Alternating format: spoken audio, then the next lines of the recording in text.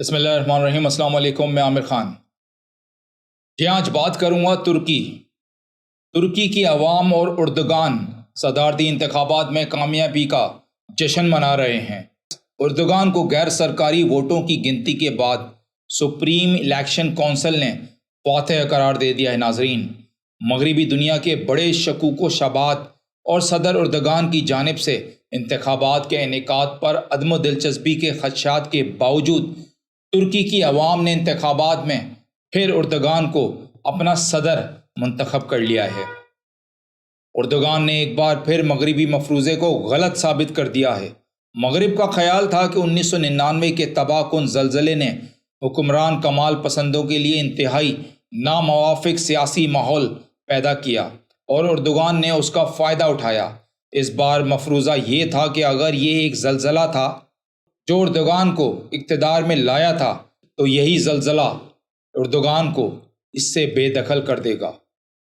Erdogan تاریخ میں ترکی کے دوسرے سب سے طویل عرصے تک خدمات انجام دینے والے صدر کے طور پر لکھے جائیں گے۔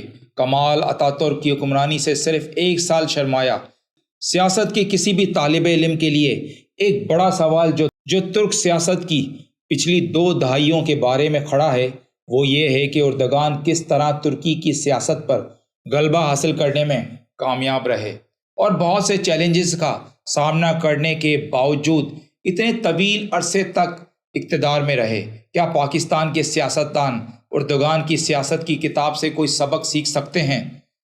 جی نہیں، بالکل نہیں، کیونکہ پاکستانی سیاستدان یہ عوام کے لیے تھوڑی نہ آئے ہیں، یہ تو اپنے اپنے مقاصد لے کر آئے ہیں۔ اردگان کی سیاست کی سب سے حیران کن بات یہ ہے کہ وہ بہادر اور مخلص ہیں اپنی قوم کے لیے اور بڑے بڑے خطرے بھی مول لے لیتے ہیں۔ مثال کے طور پر 6 فروری کے زلزلے کے بعد جس میں 45,000 سے زیادہ افراد ہلاک ہوئے تھے، عام طور پر یہ خیال کیا جاتا تھا کہ صدر اردگان انتخابات کا مطالبہ نہیں کریں گے۔ بہت سے لوگوں کا خیال تھا کہ ان کی انتظامیہ غیر معیاری عمارتوں کی تعمیر میں ملوث تھی جو زلزلے میں ختم ہوئیں اور اس کے نتیجے میں ہلاکتوں میں اضافہ ہوا جو ان کے لیے انتخابات میں تاخیر کا ایک بڑا عنصر تھا۔ لیکن اردگان نے خطرہ مول لیا اور مقررہ تاریخ پر انتخابات کا اعلان کر دیا۔ یہی وہ چیز ہے جو اردگان کو اتنا طاقتور سیاستدان بناتی ہے۔ ایسا لگتا ہے کہ اس نے خود کو ابھرتے ہوئے تمام خطرات اور چیلنجوں سے محفوظ رکھنے کا ایک طریقہ تلاش کر لیا ہے۔ پاکستان میں سیاستدانوں کو اردگان کے طرز سیاست سے سبق سیکھنا چاہیے، کیونکہ کسی پاکستانی وزیر اعظم نے اپنی مدت ملازمت پوری نہیں کی۔ اردگان کی سیاست سے جو سب سے اچھی بات منسوب کی جا سکتی ہے وہ یہ ہے ناظرین کہ اس نے اسے تیار ہونے دیا۔ ان کی سیاست نے کئی رنگ بدلے۔ جب وہ پہلی بار 2003 میں برسر اقتدار آئے تو وہ مغرب مخالف اسلام پسند کہلاتے تھے، لیکن انہیں مطلق العنان بننے میں زیادہ دیر نہیں لگی۔ مطلق العنان ایبسولوٹزم کو کہتے ہیں۔ ایبسولوٹزم ہے کیا؟ یہ غیر محدود حکومتی طاقت کا اصول ہے۔ عام طور پر ایک شخص، ایک امر یا امر کے ہاتھ میں۔ یہ لفظ بڑا لگتا ہے لیکن ہے بھی بڑا۔ کیوں؟ اس کے پاس طاقت ہوتی ہے۔ آپ ہر چیز کو کنٹرول کر سکتے ہیں۔ اس نے کمالسٹوں کو ایک بڑی سیاسی چیلنج پھینکا جس میں گولن پسندوں کی حمایت حاصل کی، لیکن 2016 کے بعد وہ فتح اللہ گولن کی حامیوں کے خلاف ہو گئے۔ کمالیت جیسا کہ مصطفیٰ کمال اتاتürk نے 1923 میں جمہوریہ کے اعلان کے بعد نافذ کیا تھا، اس کی تعریف نئی ترک ریاست کو اس کے عثمانی پیشروں سے الگ کرنے اور مغربی طرز کے جدید طرز زندگی کو اپنانے کے لیے وسیع پیمانے پر سیاسی، سماجی، ثقافتی اور مذہبی اصلاحات کے ذریعے کی گئی تھی، کیونکہ انہوں نے ان کی حکومت کا تختہ الٹنے کی کوشش کی اور یہاں تک کہ 50,000 ترکوں کے پاسپورٹ منسوخ کر دیے تھے جن کا امریکہ میں مقیم عالم دین سے تعلق کا شبہ سمجھا جاتا تھا۔ ایک اینٹی کیمالسٹ کے طور پر اس نے اصلاحات متعارف کرائیں، ترکی کو معاشی بحران سے نکالا اور اسے ایک طاقتور ملک میں تبدیل کیا۔ آج پھر اردگان کمال اتاتürk اور اس کی سیاست کے بارے میں تعریفی بات کر رہے ہیں۔ آج وہ ایک قدامت پسند اور جمہوریت پسند کے طور پر کام کر رہے ہیں جو اتاتürk کے سیاسی نقطہ نظر کی نقل کرتا ہے۔ جیسا کہ ترکی کا آئین کسی بھی ترک کو اپنا نام اتا ترک رکھنے سے روکتا ہے، اس لیے اس نے یہ نام نہیں لیا بلکہ خود کو قوم کا باپ اتا ترک کہا ہے۔ اگر سماجی معاہدہ ہی لوگوں کو ریاست کے ساتھ جوڑتا ہے تو آج ترکی اور پاکستان دونوں میں حکومتیں اپنے سماجی معاہدوں کو کس طرح آگے بڑھا رہی ہیں، اس میں بڑی مماثلت ہے۔ آج ترکی صحافیوں کے لیے دنیا کی سب سے بڑی جیل سمجھا جاتا ہے۔ ترکی میں 2015 سے سماجی تحریک کے مارچوں پر پابندی عائد ہے۔ جی ہاں ناظرین، اور 2017 سے ویکیپیڈیا کو بلاک کر دیا گیا تھا۔ انسانی حقوق سے متعلق یورپی کنونشن معطل ہے اور ہزاروں سرکاری ملازمین کو حراست میں لے کر جیل بھیج دیا گیا تھا۔ صدر اردگان نے 100 سے زائد میڈیا آؤٹلیٹس بند کر دیے تھے اور ان کی سب سے بڑی طاقت ان کے کنٹرول میں ہے۔ وہ 90% ترک میڈیا ہاؤسز اور ان کو چلانے والے تاجروں کو کنٹرول کرتے ہیں، اور چند آزاد ترک ٹی وی نیٹ ورک جو اردگان کے حامی کاروباری کے زیر کنٹرول نہیں ہیں، بہت زیادہ جرمانے کیے گئے اور کئی دنوں سے نشر نہیں کیے گئے۔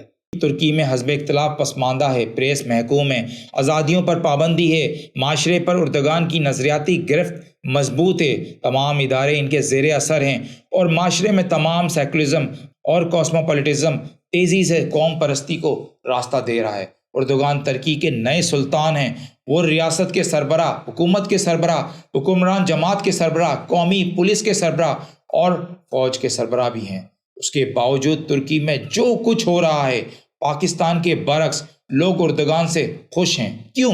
اس کی وجہ کیا ہے؟ آزادی پر تمام پابندیوں کے باوجود ترکی میں لوگ حکومت کی طرف سے لاوارث اپنے آپ کو محسوس نہیں کرتے۔ ولی عہد محمد بن سلمان، جن پر اردگان نے استنبول میں سعودی قونصل خانے میں صحافی جمال کے قتل کا حکم دینے کا الزام لگایا تھا، اسی MBS نے ترکی کے مرکزی بینک میں 5 ارب ڈالر جمع کرائے تھے۔ روس کی سرکاری کارپوریشن روسٹم نے بھی جولائی 2022 میں جنوبی ترکی میں ایک نئے جوہری پلانٹ اکیویو نیوکلیئر پاور اسٹیشن کی مالی اعانت کے لیے $5 بلین فراہم کیے ہیں۔ حکومت کے زیر کنٹرول میڈیا آزادیوں پر پابندی پر مشکل سے بات کرتا ہے، جو چیز اسے نمایاں کرتی ہے ترکی کی ایک بین الاقوامی طاقت کے طور پر بڑھتی ہوئی حیثیت۔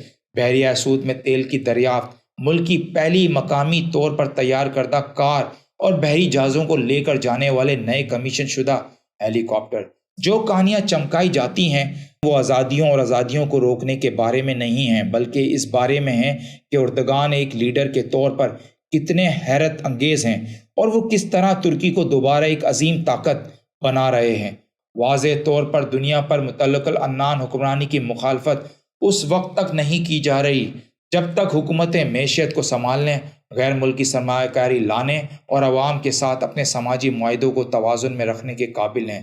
مطلق العنان حکومتوں کے زیر اقتدار لوگوں کے پاس اتنا کچھ ہے کہ اگر امر معاشی توازن برقرار رکھ سکتے ہیں اور معاشی بحران سے بچ سکتے ہیں تو لوگوں کے پاس اپنی آزادیوں اور آزادیوں پر پابندیوں کو چیلنج کرنے کا وقت ہی نہیں ہے۔